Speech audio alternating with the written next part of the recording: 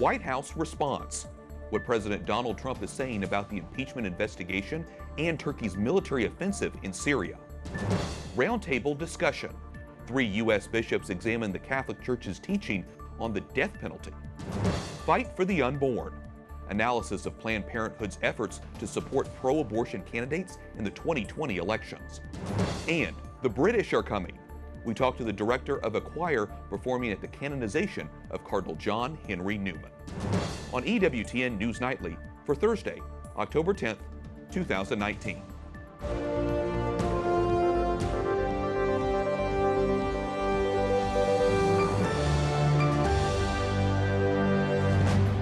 Good evening from Washington, D.C., and thank you for joining us for news from a Catholic perspective. I'm Wyatt Goolsby. Turkey pounds Kurdish forces in northern Syria as they continue a military campaign on the ground and in the air. Tonight, the group In Defense of Christians tells us the attacks have already led to the deaths of several Christians. Tens of thousands of people in Syria are trying to escape. As a result, American lawmakers are demanding Turkey stop their military offensive. Capitol Hill correspondent Jason Calvi joins us with the details. Jason? Why both Republicans and Democrats here blast the president. On Monday, President Trump pulled U.S. troops from the border between Turkey and Syria. That freed Turkey to attack the Kurds. That's an American ally that helped the United States fight ISIS, the Islamic State. Tonight, panic from those who escaped ISIS, genocide, in 8 years of Syrian civil war. Turkey's military says in 2 days its jets and artillery hit nearly 200 targets in Syria. The United Nations says that's forced tens of thousands to escape. Turkey's President Recep Erdogan says they're going after what they call terrorists. Turkey wants to carve out a safe zone along its border and clear out the Kurdish militia, who the Turkish consider their enemies. Kurds in Syria are now pausing the fight against ISIS to focus on Turkey's assault. Ey Avrupa Birliği. Erdogan warns Europe not to call their offensive an invasion.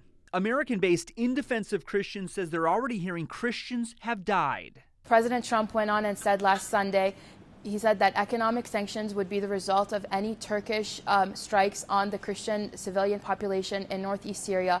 And we have confirmed results that this is what is going on. And we want to see the administration step up to the plate and tell Turkey this is not okay. The president defends pulling out troops from the Syrian border. I have to sign letters often to parents of young soldiers that were killed. And it's the hardest thing I have to do in this job. I hate it. Republicans and this is a rash decision. And Democrats criticize the troop pullout. Donald Trump is not removing our troops from Syria. He's just moving them from the northern Syrian border, allowing Turkey to invade Syria and slaughter the Kurds. Presidential ally Senator Lindsey Graham says President Trump could be making the worst mistake of his presidency.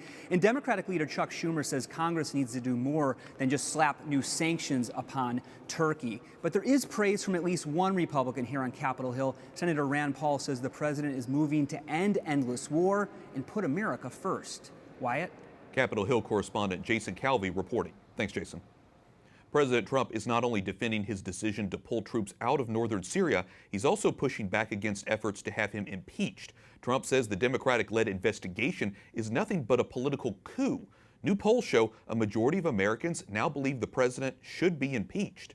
White House correspondent Mark Irons reports. Good evening, Mark. Good evening, Wyatt. The president will likely address both issues when he speaks to supporters tonight in Minnesota, a state he's trying to win in 2020. And though his overall support may be slipping, the president isn't backing down. The Republican Party and president, but the Republican Party has been treated extremely badly by the Democrats, very unfairly. The White House claims the House of Representatives is illegitimately carrying out an impeachment inquiry since the chamber never officially voted to move forward with the investigation. The whole thing is a scam. It's a fix. President Trump may dismiss the impeachment investigation, but a growing number of people are siding against him. A Fox News poll found 51% of Americans say the president should be impeached. An even higher number, 58%, support the impeachment inquiry, according to a Washington Post Char School survey. Despite criticism even within his own party, President Trump is standing by his decision to pull U.S. troops out of northeast Syria and leave behind the Kurds. We have no soldiers in the area. We've been talking to Turkey for 3 years. They've been wanting to do this for many years, as you know. They've been fighting each other for centuries. And what will become of captured ISIS fighters? They have been under the watch of the Kurds. President Trump says if ISIS terrorists escape during Turkey's offensive, other countries will be responsible for watching over them. Well, they're going to be escaping to Europe. That's where they want to go. They want to go back to their homes, but Europe didn't want them from us. We could have given it to them. They could have had trials. They could have done whatever they wanted. But as usual, it's not reciprocal. President Trump is relying on other countries, but he says some of the most dangerous ISIS militants have been taken into a secure location that is controlled by the U.S. Wyatt. White House correspondent Mark Irons reporting. Thanks, Mark. The head of Immigration and Customs Enforcement is lashing out at a federal judge in Los Angeles for limiting the agency's powers. Matt Albin spoke today at the White House. This decision, issued by a single judge in Los Angeles, will impact at least 43 states, threatening communities far beyond the one in which this judge sits. The issue is centered on illegal immigrants who are arrested for more serious crimes. ICE looks at arrest records to make sure those suspects are kept behind bars. But the judge says the database is flawed and has led to mistakes. He says more than 40 American citizens have spent more time behind bars than they should have as a result. The suspect in the mass shooting in August in El Paso, Texas, appears before a trial judge for the first time since his arrest. Patrick Cruzias confessed to the attack, which killed 22 people. The 19-year-old says he targeted Mexican Americans. 24 other people were injured in the shooting but survived. Local prosecutors say they will seek the death penalty. 3 church leaders hold a roundtable discussion in Washington today to emphasize the teaching against capital punishment. The head of the Archdiocese of Oklahoma City recalled the aftermath of the city's deadly bombing in 1995. The death penalty was not bringing any healing. The perpetrator of that crime was executed, but it didn't bring any healing or comfort to these parents. The only thing that brought them comfort ultimately was mercy, being willing to forgive, and maybe it takes time to do that. Archbishop Paul Coakley joined Archbishop Wilton Gregory of Washington and Bishop Frank DeWayne of Venice, Florida. The roundtable discussion was sponsored by the U.S. Conference of Catholic Bishops. Bishop George Murray of the Diocese of Youngstown is in remission after another bout with leukemia. The 70-year-old underwent chemotherapy at the Cleveland Clinic. He was scheduled to have a bone marrow transplant this fall, but doctors now say they're evaluating other treatments to make sure he stays in remission. Pope Francis has accepted the resignation of an auxiliary bishop from the Archdiocese of New York. Bishop John Henry was removed after ministry last year after officials found a credible accusation of sexual abuse against him. Bishop Henry denies the claim. Neither the Vatican nor officials in New York have announced the results of a preliminary investigation into the allegation. For more on the story, including a look at Bishop Henry's replacements, visit our partners at CatholicNewsAgency.com. Officials say the suspect in an attack on a synagogue in Germany yesterday was caught roughly 90 minutes after the assault. 2 people were killed and several others were injured yesterday in Halle. The strike took place on the Jewish holy day of Yom Kippur. The gunman later said he wanted to commit a massacre. Pope Francis says he's praying for the victims and their families. The Holy Father spoke before the end of yesterday's work at the Synod on the Amazon.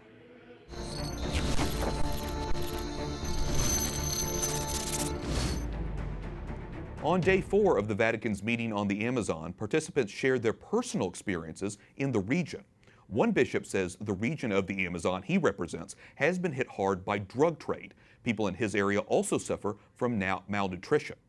Another bishop says he has a good relationship with Baptist missionaries who live in the Amazon, and that Catholic and Baptist groups have been working together since the 1960s. Cardinal John Henry Newman will be canonized in St. Peter's Square Sunday, meaning Newman will be officially declared a saint.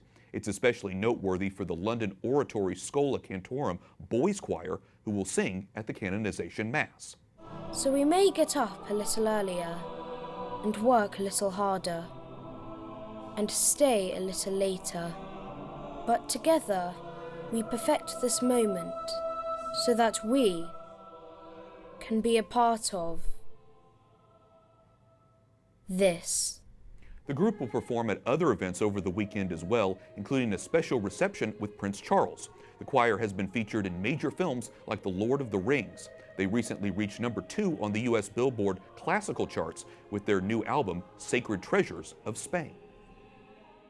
Charles Cole, director of the London Oratory Schola Cantorum Boys Choir, joins us now from Rome. Charles, welcome into the broadcast. How important is it for your choir to sing at the John Henry Newman canonization? It's an incredible honor for us to be here to sing for this. We were absolutely taken aback when we found out that we were going to be coming to do this. The choir did actually sing for the beatification of John Henry Newman back in England when Pope Benedict visited in 2010. But it's quite another thing for us to come here and to get to sing alongside the Sistine Choir, the papal choir, with the Pope present in St. Peter's Square, with this wonderful saint, his image hanging from the basilica, which you can probably see behind me. It's an absolute honor. We're so pleased. Well, give us a background to the history of the boys' choir and how it's connected to the soon-to-be saint. Well, the choir is the choir of the school, the London Oratory School, and it has this very unique link with the London Oratory Church, which many people know, of course, as Brompton Oratory, and the choir sings there every Saturday evening. And the oratory was founded by Cardinal Newman, of course, in Birmingham, and then subsequently the London Oratory was also founded from Birmingham. And so we have this very direct link with Newman, and we're absolutely delighted to be able to come and sing and bring the music that we sing in the oratory in London here to Rome to sing it here as well. It'll be wonderful for us. I'm sure it's very exciting. I want to ask you in general about music. In what ways do you think music enhances the atmosphere of Mass, and how do you think it connects us spiritually to God? Well, the music that we sing is genuinely sacred. It has that one purpose. It's music that belongs within the liturgy, and it's not music that goes along with the liturgy. It is the liturgy, and it's absolutely central. And of course, some of the most beautiful repertoire that we like to sing, which is largely based in the Renaissance, the works of the great polyphonic composers such as Victoria and Palestrina. Victoria, of course, was an oratorian priest, so there's another link there. But some of these amazing works are just so timeless. They're eternal, and they reach us in ways that other music just can't. So it's very, very powerful music, and it's a joy. It's a real privilege to be running a choir that sings this kind of music all the time. I'm in proximity of such great art all the time. It's wonderful. Of course, it's so fascinating to be able to follow what you guys are doing at this canonization that's upcoming, and of course about the importance of music in church history in general. Charles Cole, director of the London Oratory Schola Cantorum Boys Choir. Thank you so much for joining us today. Thank you. Coming up, how the nation's largest abortion provider is trying to influence the 2020 elections. We'll talk to the March for Life's Jeanne Mancini.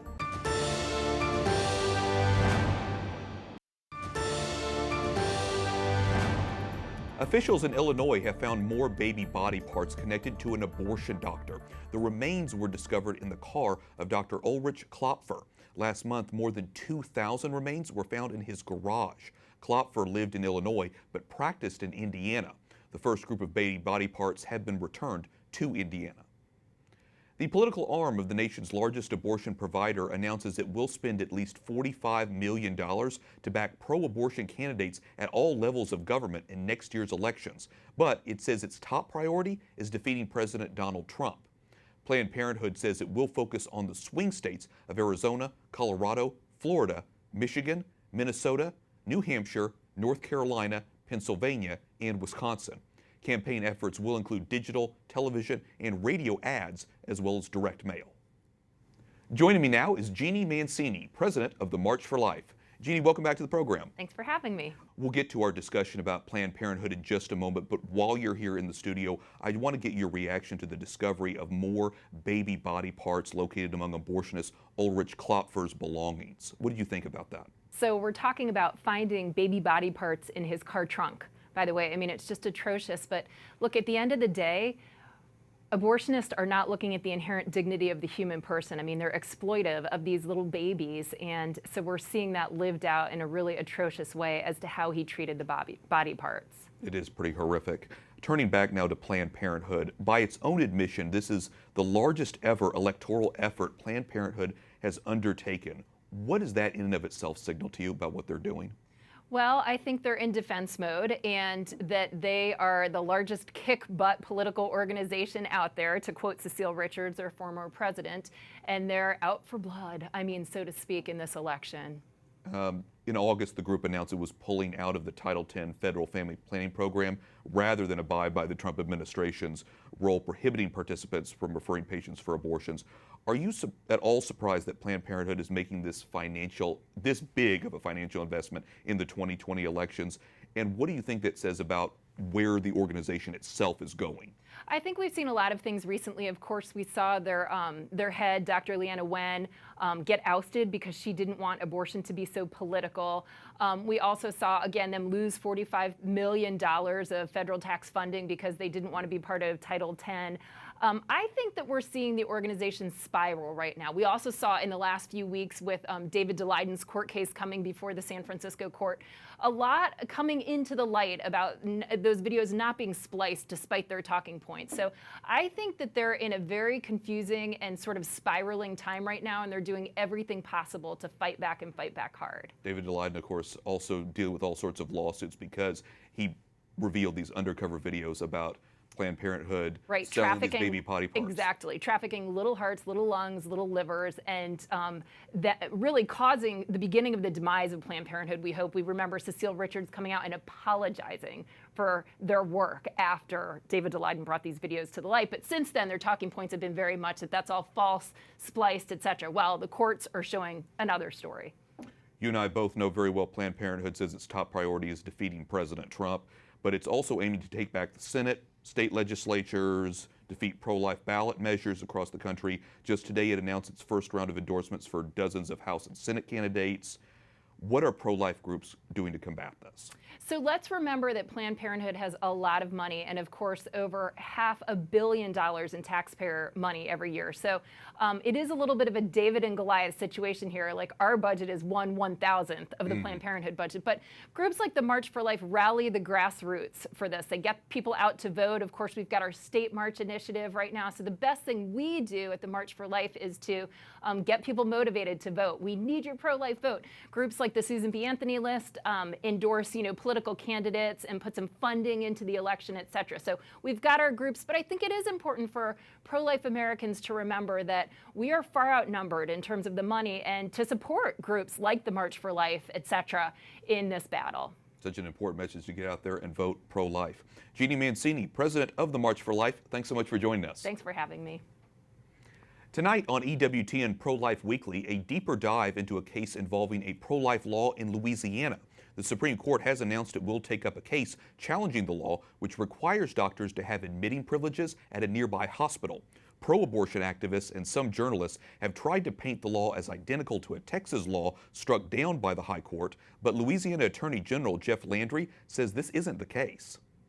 We had an exception for abortion clinics in Louisiana, and all we're doing is taking that exception really away, in order to ensure the health and viability of women in Louisiana. You can see more of Catherine Hadrow's interview with the Attorney General tonight at 10 p.m. Eastern on EWTN. Visit EWTN.com for more airing times. Up next, an update on the plight of Christians in South Sudan.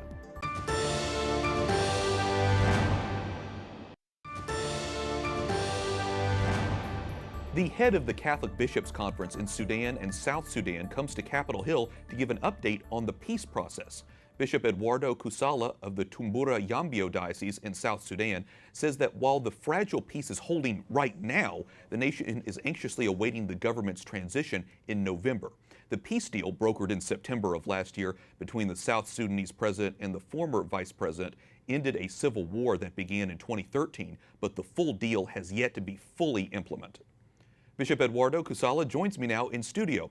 Your Excellency, thank you so much for joining us. Welcome back. Thank you. The pleasure. As I mentioned, the peace deal is holding for now. What are your thoughts about the stability of South Sudan as November approaches?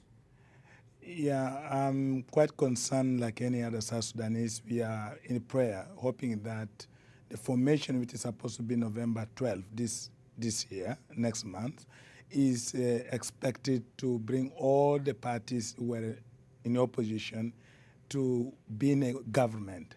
And this government will be a transitional government, that is a government of national unity, that will be able to build the country towards a proper time for election.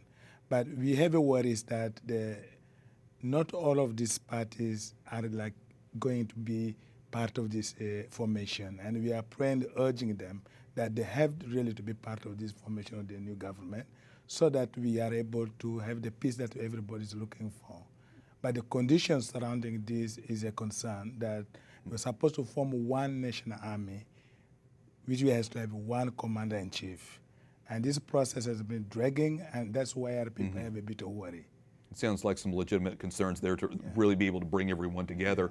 We all remember the video of Pope Francis being assisted as he knelt down to kiss the feet of South Sudanese leaders, encouraging them to remain at peace. What role is the Church, the Catholic Church, playing in the country, in the region right now? Yes, the Holy Father set he set a way that the way we should be able to solve the problem in South Sudan. Kissing the feet of these leaders in the opposition and in leadership was a sign to tell them, let them talk heart to heart, let them have the human heart to forgive and to think about their people.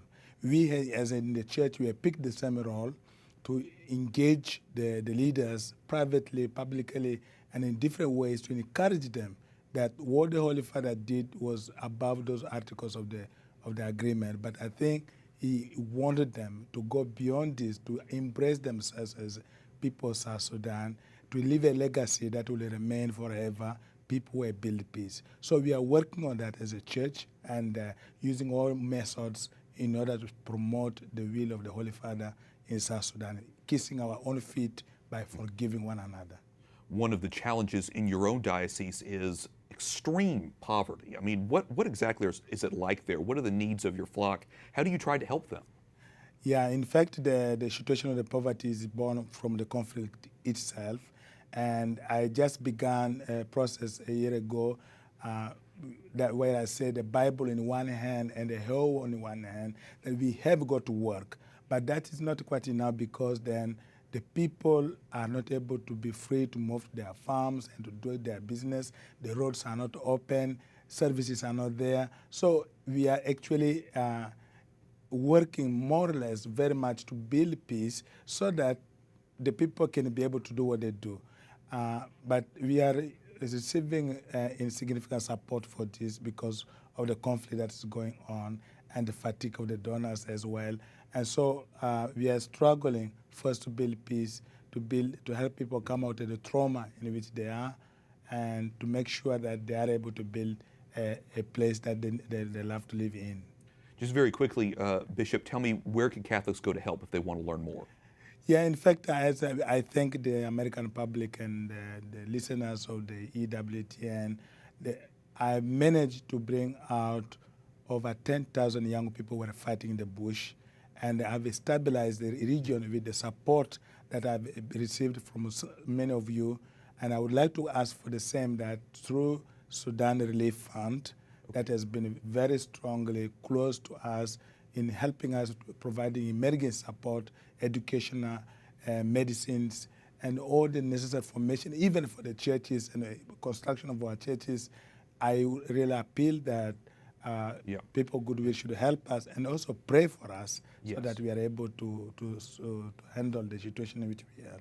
Yes, I was about to say that. Prayer is so important as well, and we'll keep all those things in mind. Bishop Eduardo Kussala, President of the Sudan Catholic Bishops Conference, thank you so much for your time and talking with us. It's a pleasure. Thank you too, and remember to pray for us, and we pray for you. Thank you so much. We will. Thank you so much. Okay.